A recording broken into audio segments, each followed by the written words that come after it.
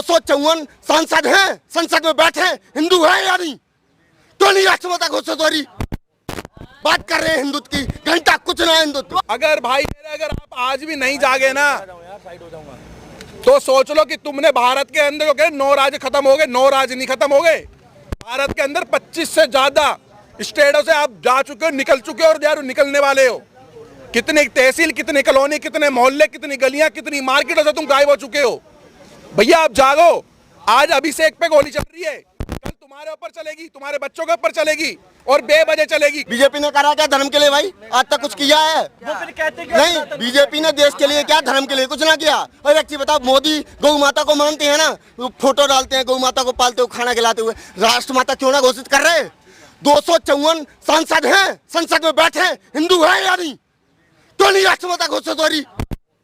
बात कर रहे हैं हिंदुत्व की, घंटा कुछ ना हिंदुत्व। गौ माता की भैया जय श्री राम, जय गौ माता की। अगर मेरी किसी हिंदू को अगर मेरी बात समझ आ रही हो तो भैया समझ लो, नहीं तो तुम्हारी बच्चियों पे चढ़ेंगे ये राक्षस, तुम्हारी माओं पे चढ़ेंगे, तुम्हारी बहुओं पे चढ़ेंगे और चढ़ भी रहे हैं। तुम अपने घरों में बैठे हो आराम से, कभी कमलेश तिवारी देखते हैं, कभी कोले देखते हैं, कभी कुर्सी को देखते हैं, कभी कन्हैया लाल हत्याकांड देखते हैं, कभी निपुर शर्मा बहन जैसा देखते हैं, काजल हिंदुस्तान, ऐसे ऐसे भारत के अंदर हमने ये देखा है कि तुम्हारे हक की जो लड़ाई लड़ रहे तुम उन्हीं के साथ कहीं पर भी नहीं हो। साथ का मतलब ये नहीं कि आकर के खड़े हो जाओ, साथ का मतलब है कि जहां पर हो उसकी बातों का समर्थन तो दो। तुमने जो अपनी कॉलोनी, गलियों, मोहल्ले में बसा रखे वो तुम्हारे बच्चों की हत्या कर रहे हैं। और अगर तुम अपने किराए पर अगर किसी मुसलमान को कमरा देते हो तो उससे पहले पूछो भाई कुरान को फॉलो करता है? वो बोलेगा हाँ भाई कुरान को फॉलो करता हूँ, तो उसे कमरा बिल्कुल ही मत दो। क्योंकि बोल तो हमारा भाई कैसे हो सकता है? हिंदू मुस्लिम भाईचारा, गंगा जमुना तहजीब कैसे हो सकती है? क्योंकि कुरान के अंदर तो आयतें लिखी है, सूरह नंबर 9 आयत नंबर 5, जो मूर्ति की पूजा करता है, अगर जो हिंदू मूर्ति की पूजा करता है वो मुसलमान को किराए पे कैसे रख लेगा? क्योंकि वो जो मुसलमान है वो तुम्हारी गर्दन काटेगा। वो तुम्हारा भाई कैसे हो गया? अगर तुम काम पे रख रहे हो तुम्हारा भाई कैसे हो गया? अगर तुम अपनी दुकान में किराए पे कमरा दे रहे हो कैसे हो गया? अगर भाई अगर आप आज भी नहीं जागे ना तो सोच लो कि तुमने भारत के अंदर जो 9 राज्य खत्म हो गए, 9 राज्य नहीं खत्म हो गए। भारत के अंदर 25 से ज्यादा स्टेटों से आप जा चुके हो, निकल चुके हो और यार निकलने वाले हो। कितनी तहसील, कितनी कॉलोनी, कितने मोहल्ले, कितनी गलियां, कितनी मार्केटों से तुम गायब हो चुके हो। भैया आप जागो। आज अभिषेक पे गोली चल रही है, कल तुम्हारे ऊपर चलेगी, तुम्हारे बच्चों के ऊपर चलेगी और बेवजह चलेगी। क्यों चलेगी? तुम्हारी बेटियों के ऊपर चलेगी। आज क्या देख रहे हैं हम लोग? दिल्ली के अंदर 5वीं मंजिल से एक मुसलमान लड़के ने हिंदू बच्ची को फेंक दिया कि वो बस बात नहीं करना चाहती थी। फरीदाबाद के खेड़ी पुल में एक मुसलमान एक माँ और एक बेटी को ले जाता है और उस बेटी को मुंबई में छोड़ दिया, लड़की को लेकर केरल पहुंच गया। बहुत सारे ऐसे कांड देख रहे। एक फरीदाबाद के अंदर 9 साल की बच्ची को ले गया और एक 11-12 साल की बच्ची को ले गया। लगातार कांड ऐसे आ रहे हैं, सबके सब मुसलमान हैं। तुम्हें लग रहा है कि ये कबाड़ी वाला, ये जूस वाला, ये सुनार वाला, ये धनिया बेचने वाला, ये सब के सब तुम्हारी बहन बेटियों के संग पतन करने के लिए निकले हुए हैं। इनको प्री प्लानिंग के द्वारा भेजा जाता है, जा बर्तन बेच, कपड़े बेच, काम कर। इनके बीच में एक हिंदू लड़की 1-1.5-2 साल के अंदर लानी है तेरे को। वो तो तुम्हारे से पैसा भी कमा रहा है और उसके बाद तुम्हारी बहन बेटी, तुम्हारे घर परिवार का पतन भी कर रहा है। कितने परिवार खत्म कर दिए इन लोगों ने। क्या भारत में आप लोगों ने नहीं देखा कश्मीर का जेनोसाइड? अगर तुमने लोगों ने नहीं देखा, नई पीढ़ी ने, तो आपने पाकिस्तान और बांग्लादेश तो देखा ना, आपने दिल्ली दंगे देखे ना आपने। बंगाल में 27 घर केवल हिंदुओं के जले। हर घर के अंदर बीच में एक घर का गैप था, केवल हिंदुओं के घरों में पेट्रोल कूफेगा। भाई आप कब जागोगे, कब निकलोगे, कब समर्थन करोगे? मैं तो कह रहा हूं जिसने इनको बसा रखा है वो अपना डीएनए चेक करे, अपनी मां से पूछे कि सही में खटिया में कोई और आया था क्या? हम असली हिंदू क्यों नहीं बन पा रहे? हम कट्टर हिंदू क्यों नहीं बन पा रहे? पतन हो रहा है कॉलोनी, गलियों का, मोहल्लों का। 3-3 साल की बच्चियों के बलात्कार देखे हमने। एक धोच के मुसलमान ने एनआईटी फरीदाबाद के अंदर 3.5 साल की बच्ची का बर्बरता से बलात्कार कर दिया, मुंह तक का इस्तेमाल कर दिया, गर्दन की हड्डी तोड़ दी उस मुसलमान ने। समझो ना किस किताब को पढ़ रहे हैं? ये केवल कुरान को पढ़ रहे हैं और कुरान के अंदर साफ साफ लिखा हुआ है कि ये देश कैसे खत्म हो।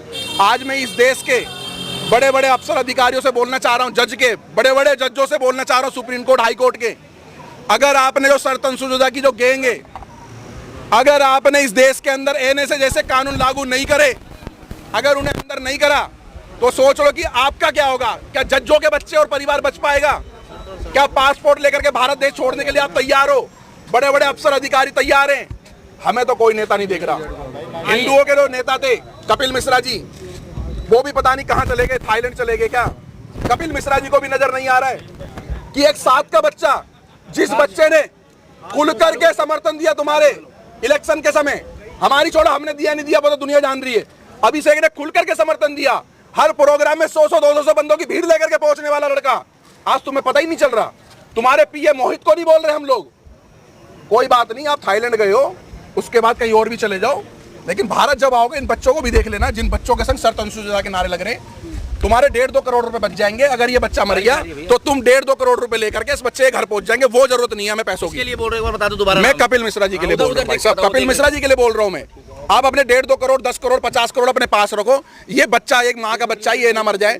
जिस तरीके से गोली चली है, स्पाइडर को गोली लगी है, इसमें भाई साहब हम चाहते प्रशासन से कानूनी कार्रवाई हो, इनको सिक्योरिटी मुहैया करवाएं और तुरंत करवाएं, तत्काल करवाएं। सब हो जाती है। बड़े बड़े चाटुकारिता, अगर आज ये चाटुकारिता करने लगे ना तो 24 घंटे में सिक्योरिटी मिल जाएगी और कोई भी हिंदू, सनातनी कट्टर हिंदू चाटुकारिता नहीं करेगा। उत्तर प्रदेश में अगर तिवारी को मारा इन जिहादी आतंकवादियों ने तो वो भी सोच थी इनका कट्टरता।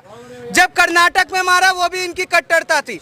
ये मदरसे छाप सिर्फ इस देश में कहीं ना कहीं अपने आवाज को उठाने के चक्कर में देश में हिंदुओं की आवाज को दबाने का काम कर रहे हैं। और मैं एक चीज कहना चाहता हूँ डंके की चोट पर, कितने अभिषेक ठाकुर मारोगे, हर घर से अभिषेक ठाकुर निकलेगा और हर घर से हम निकालेंगे। आवाज अब इस देश में दबने वाला नहीं है, क्योंकि आज ये आवाज दबाने की कोशिश इसलिए कर रहे हैं कि एक अभिषेक की आवाज दबा दो तो ऑटोमेटिक संविधान का जो डंका इनका चल रहा है पिछवा, जो ये फ्री में राशन चाहिए, इनको घर चाहिए, सुनिए, घर चाहिए इनको, फ्री में राशन चाहिए, मोदी के बनाए हुए लेटरिंग चाहिए, पर इनको सपोर्ट करना ईरान का, इनको सपोर्ट करना पाकिस्तान का। इन लोगों का इलाज सिर्फ इतना ही हो सकता है कि इनको देश में कहीं ना कहीं, देश के 110 करोड़ जनता से निवेदन है कि इनका कटोरी और बिस्तर जितने भी है उसका बाइकआउट करना जरूरी है। जिस दिन आप लोग बाइकआउट करना स्टार्ट कर दोगे ये भूखे मरेंगे और अल्लाह को प्यारे अपने आप हो जाएंगे।